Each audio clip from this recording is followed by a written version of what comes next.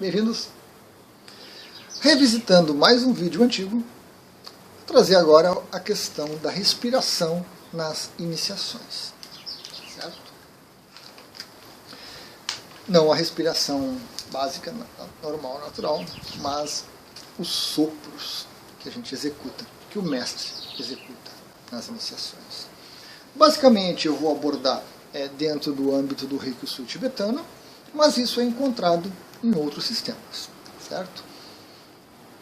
E é encontrado tanto em outros sistemas de Reiki Sui, né, que a gente tem, quanto em sistemas secundários, né, como o Karuna, como o Hasheba, como o Amadeus, alguma coisa assim.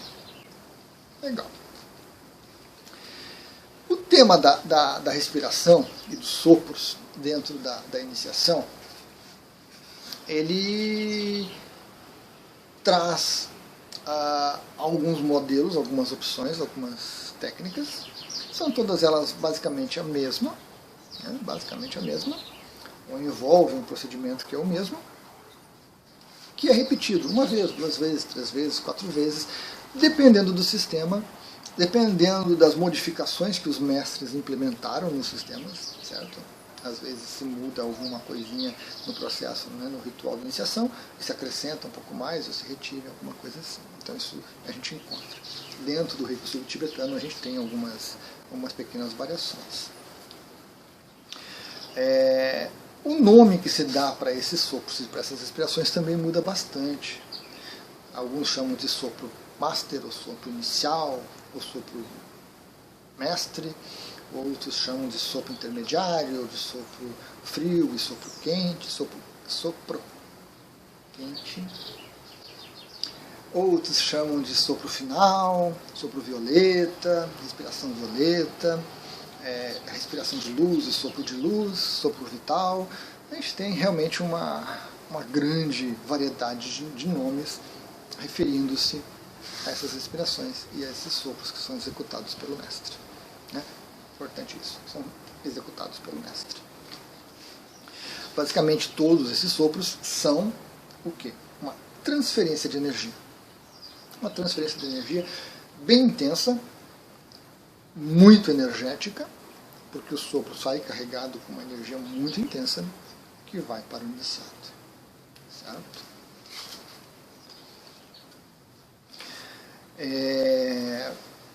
Ele é realizado em vários momentos da iniciação, nas costas, na frente do iniciado, um pouco mais distante, um pouco mais próximos, alguns mais longos, alguns mais curtos. Outro aspecto também, que o mestre precisa se preparar para executar o sopro corretamente, para executar a técnica corretamente, certo? Não é basicamente um soprinho assim, não serve para nada isso, né? Então tem que se treinar um pouquinho e tem que se desenvolver também um pouquinho, como nós já vamos ver daqui a pouquinho mais, pouquinho, nós vamos ver daqui a pouco mais esse desenvolvimento, né, que é importante. O sopro também está ligado, e eu já vi isso mencionado como um fator que justificaria a iniciação presencial e que desqualificaria a iniciação à distância. Já ouvi esse argumento também. O sopro é realizado tanto na presencial quanto na distância, e é válido nas duas. É uma transmissão de energia que não tem limitação de tempo e de espaço. Então, ele vai fluir e vai atender quem você está iniciando, né? O mestre está iniciando, tanto presencialmente quanto à distância. Os cuidados para ambos os casos são os mesmos. O processo é exatamente o mesmo. Certo? Então, no meu entendimento, funciona em ambos os casos. Ok, vamos lá então. O primeiro sopro, a primeira respiração que nós temos é chamada de respiração violeta, ou sopro violeta. Ele vai consistir na união da energia do sopro que a gente está fazendo, da respiração, com um símbolo ligado ao sistema Reiki Sui tibetano, que é o Daikomyo tibetano. Certo? Como é que é feito isso? É feito com uma parte de visualização e com a parte da respiração. A parte da visualização, muito simples, né? Normalmente a gente treina, recomenda-se que treinem esses dois pontos separadamente. Na parte de visualização, o mestre vai imaginar um ponto acima dele, né? Nessa direção mais ou menos, uma diagonal saindo do chakra frontal. Em algum ponto ele vai imaginar uma bola de luz violeta, que dá origem ao nome da respiração do sopro. E essa bola de energia violeta começa a entrar, nesse fluxo de energia violeta, começa a entrar através do frontal como o símbolo da Ekomil tibetano. Ele vai entrando pelo frontal e se aloja no meio do cérebro do mestre. Ele se forma ali dentro. Às vezes também a gente imagina o símbolo fora, na cor violeta, envolto em uma luz violeta, e entra através do frontal e também se aloja no centro do cérebro do mestre. Esse processo dura 30 segundos, 1 minuto, dependendo da capacidade de cada um, do treino de cada um em visualizar o fluxo de luz, em visualizar o símbolo se formando, né, se manifestando dentro da nossa mente, dentro da nossa cabeça, de uma maneira bem consistente, bem real. Né? Essa é a etapa da visualização. A segunda etapa consiste na inspiração, bem profunda, lenta de preferência, enchendo bem o pulmão de ar e levando, forçando esse ar a ir para baixo, parte inferior do pulmão, certo? Se aproximando ali do nosso tandem, que fica pertinho do umbigo, um ponto de energia importante. Essa respiração, né, lenta, você inspira bastante, enche bastante e você segura a respiração por alguns segundos. Isso mistura com o ar, com o prana que você está absorvendo, potencializa isso e aí você sopra em direção ao iniciado. No processo de sopro, né, de expiração, une-se essa energia que você está guardando na respiração com o símbolo. Então saem os dois pela sua boca. Você visualiza o símbolo saindo pela boca junto com a respiração. E você vai tocar o topo da cabeça do iniciado, as duas têmporas e a base do pescoço. Então o símbolo se movimenta nesse sentido. Certo? Aqui, aqui e aqui. Então esse é o sopro violeta, feito no início, no começo do ritual, unindo visualização do símbolo da Ekomil tibetano e a respiração.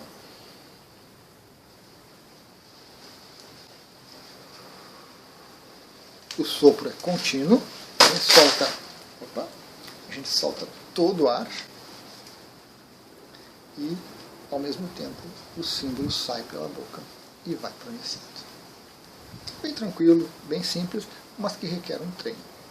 Requer treino de visualização, primeiro, para o símbolo entrar em você, mantê-lo na cor violeta, é importante, porque a respiração é violeta, né? Uma cor ligada muito ao espiritual, muito à purificação de energia, e a respiração, certo? Para depois unir os dois. Legal. Para as demais respirações e sopros, o processo da respiração é o mesmo. Depois que você treina para o sopro violeta, você treina para os outros. A inspiração lenta, encher bem o pulmão, empurrar a energia lá para baixo, empurrar o ar lá para baixo até perto do umbigo.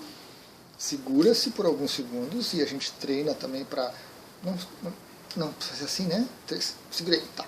Segurei, não. Segura-se 30 segundos, 20, 30 segundos, para dar tempo realmente que a energia se potencialize. E depois o sopro contínuo em direção ao iniciado. O segundo sopro dentro do sistema Reiki Usui tibetano é nas mãos. Depois que você coloca os símbolos nas mãos, que você energiza as mãos e prepara as mãos do iniciado, né, que ela vai estar em gachô, você vai abri-las como um livro para colocar os símbolos, você volta as mãos em gachô, e aí você faz o segundo sopro. O segundo sopro, você está na frente do iniciado. O primeiro sopro, a respiração violeta é feita atrás. Esqueci. Você está na frente, no segundo sopro, você vai encher o pulmão de ar. E você vai soprar das mãos, subindo até o chakra coronário, descendo, passando pelas mãos indo até os pés e subindo de volta para as mãos. Esse é o ideal, esse é o circuito completo de transmissão de energia. Certo? Mãos até a cabeça, desce aos pés e volta para as mãos. Evidentemente que isso exige do mestre treinamento, desenvolvimento, porque o sopro é contínuo, né? Você não pode parar no meio para respirar de novo, não dá. Você se prepara e sopra continuamente. Então tem que ser um sopro bem dosado para que você consiga fazer todo o circuito. Certo? E isso a gente adquire com a prática, à medida que a gente vai se desenvolvendo. Para quem está começando, nós temos um sopro adaptado. Né? Se você tiver dificuldade em fazer essa respiração de armazenar ar suficiente para envolvê-lo em energia e contemplar todo o circuito, você pode fazer só metade. Ou seja, você vai soprar das mãos até o topo da cabeça, o chakra coronário, e vai descer para as mãos. Pronto. Então isso também é aceitável, essa prática também é executada. Mas com a recomendação de que você treine para fazer o circuito completo. O ideal é o circuito completo. Certo? Então, trabalho para os mestres treinar. Né? Tanto quanto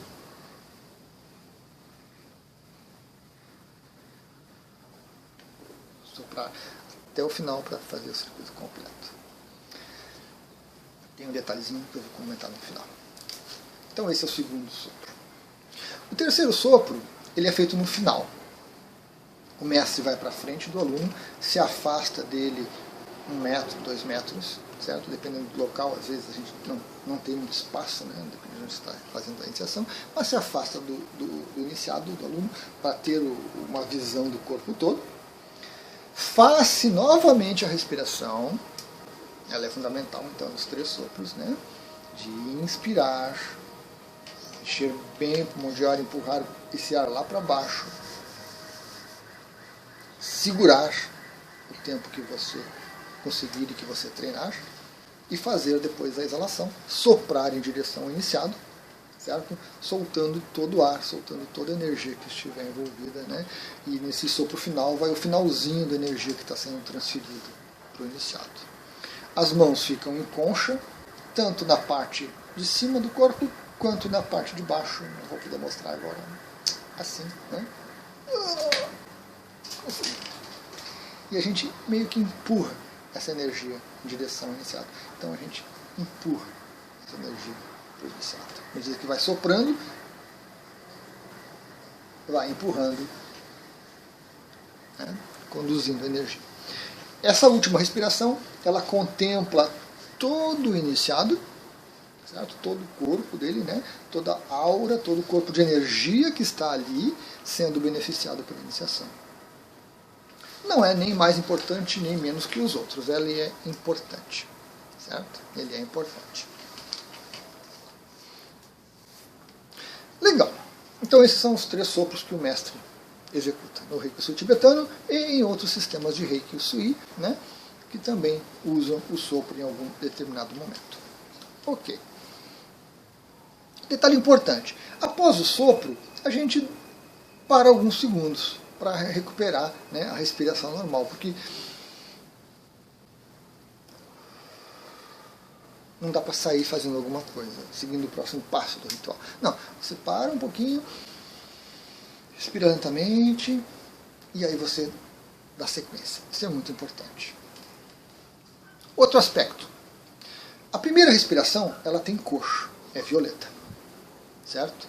Então é bom que você comece o treinamento vendo um símbolo na cor violeta. Na apostila que eu ofereço para os mestres, tem, né? Se você imprimir preto e branco não vai ficar legal, mas se você imprimir colorido, pelo menos essa parte, para a gente não gastar muita tinta, é mais caro também, né? Impressão colorida, vai estar, né, uma sugestão de cor violeta, certo? Para a gente treinar, porque o processo de visualização precisa que se fixe o Daikomyo tibetano e a cor violeta dele. Ok? Nas outras 2 respirações, nos outros 2 sopros, não há necessidade de visualizar cor. Então não se coloca uma cor, né, a priori. Porém, fica-se atento e observa-se se vai se manifestar alguma coisa. No geral, na maioria das minhas iniciações, essa cor oscila entre o branco e o verde. Às vezes volta ao lilás, às vezes vem um tonzinho mais rosa, às vezes um tonzinho vermelho, mas é ocasional. No geral, ela fica no branco. Eu diria que 90% é branco, uns 9% verde e 1% variável. Mas isso intuitivamente. Isso você observa a cor e você não induz a cor. Né? Assim como a gente não consegue manipular o reiki para isso ou para aquilo, não adianta você querer manipular a cor. Eu vou botar agora uma cor rosa porque eu vou resolver isso. Agora vai ser uma cor verde porque ele precisa se curar daquilo. Agora vai ser uma cor azul porque vai afetar não sei o que. Não. O mestre faz a respiração, envia a energia e observa, para ver se vem alguma variação de cor ou não, e aí a gente faz, né, alguma interpretação, se for cabível também ou não. Certo? Então esse é um aspecto importante. Recapitulando a necessidade de treinamento. O mestre tem que treinar isso antes de começar as iniciações, para que na hora ele consiga. Principalmente a do meio, né, das mãos, cabeça, pés e mãos, que ela é mais longa. A gente tem que dosar direitinho a quantidade, para não parar no meio, para não acabar o ar antes de terminar o processo.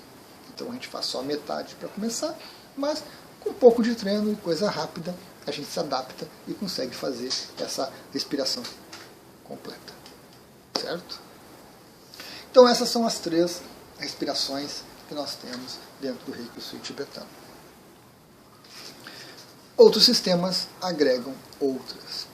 O Hasheba tem a respiração do dragão, que é um pouco diferente. Basicamente é o mesmo processo de inspirar, segurar, né, reter o ar, depois soprar, com a técnica desse sopro do dragão. Eu não vou comentar aqui porque é do outro sistema. O Amadeus também tem um processo de sopro que ele é opcional, ele é intuitivo, que o mestre pode fazer. Que também vou comentar em outro vídeo, para não ficar muito longo este. E outros sistemas também incluem sopros em determinadas posições do corpo, com símbolos ou sem símbolos, com cor ou sem cor. Certo? Então esse nós nos restringimos um pouco ao Reiki Sui tibetano. Mas é basicamente isso, é um processo simples, básico, que o mestre precisa treinar e que ele vai executar durante a iniciação. Uma transferência de energia bem intensa, uma transferência de energia muito próxima, né, do nosso corpo físico, mas como vai carregada de energia, ela atende à energia sutil, atua sobre os chakras, sobre os nadis, sobre a nossa aura como um todo. Ok? Executada tanto nas iniciações presenciais, quanto nas iniciações à distância. Um último detalhe. Nas iniciações presenciais, o mestre precisa cuidar do hálito. Precisa cuidar, né, desse aspecto, porque ele vai estar muito próximo do iniciado, principalmente nessa respiração central, né, nas mãos, e você receber um sopro ruim. É ruim. É ruim. Já ouvi algumas piadinhas infames sobre isso. Muito chato, né? Sobre a qualidade da respiração do mestre.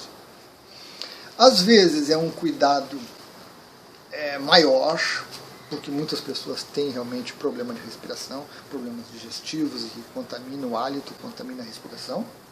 E às vezes é uma coisa pontual, porque muitas vezes na iniciação presencial a gente passa a primeira etapa vendo teoria, conversando, falando, a gente não toma água, não come nada, e às vezes a gente vai direto para a iniciação. E aí nosso estômago ali, né, com um pouco de fome, sem tomar uma água, sem tomar um líquido, alguma coisa assim, acaba ficando, né, meio ruim. Então, como é uma respiração muito profunda, a gente vai trazer um pouco, né, esse aspecto aí importante. Então, vale a pena na presencial o mestre, antes de começar as iniciações, que tome uma água, tome um chá, tome um suco, como uma bolachinha, um bolo, né, que faz parte ali daquele momento de confraternização, que é importante. E depois disso ele vai fazer a iniciação. Cuidados básicos, como escovar os dentes, também é importante, precisam ser mencionados, né? para que a gente não ofereça uma experiência ruim para o iniciado. Eu já passei por isso. E é um momento um pouco constrangedor, né? Porque você está ali tranquilo, mas você está consciente, né? E aí o mestre começa a soprar e você sente aquele hálito ruim, isso incomoda, isso causa um certo constrangimento. Então o mestre precisa tomar cuidado nesse aspecto do sopro, principalmente esse frontal, né? Muito próximo, a questão do hálito dele, a questão da higiene da boca. E essa questão também dessa parte digestiva, essa questão de uma alimentação levezinha, um pouco antes, para equilibrar. Né? Porque é natural que a gente fique um pouco com o hálito um pouco estranho, de tanto falar, de tanto se agitar e mostrar e dar aula. Então, essa preparação precisa ser cuidadosa. Legal, pessoal? Então era isto sobre a questão da respiração. Devo voltar ao assunto sobre os sistemas em outro vídeo. Gratidão.